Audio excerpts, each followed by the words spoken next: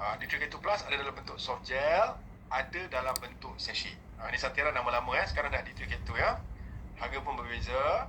Apa kandungan dalam D3K2 Plus? Ada vitamin D, ada vitamin K2, ada Sebacium oil, ada olive oil, ada sacha ichi oil dan ada vitamin A. Ini adalah 6 bahan asas ingredient yang terdapat dalam vitamin D3K2. Vitamin D apa manfaat dia? Satu, untuk kesihatan tulang. Vitamin K2 apa manfaat dia? Baik untuk kesihatan salur darah.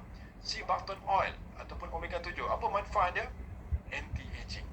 Dia melambatkan proses penuaan. Olive oil, minyak zaitun, ada antioksidan, membantu mengawal radikal bebas. Sacha inci, anti radang, anti inflammation. Vitamin A, baik untuk kesihatan mata. Dalam banyak-banyak poin ini, ada poin yang membantu badan untuk melawan kanser, iaitu nanti kita akan pergi.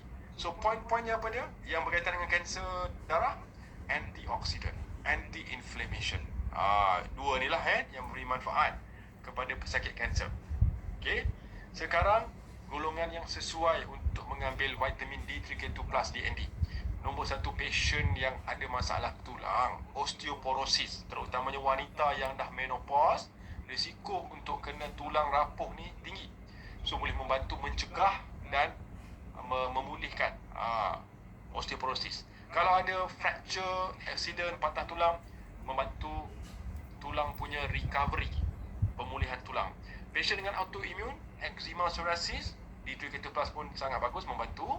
Pasien kanser yang bertindak sebagai immune booster. Sebab tadi siapa masih ingat? Pesakit kanser ada masalah imun yang lemah. Kemudian pasien kencing manis yang mengalami komplikasi, contoh kebas-kebas.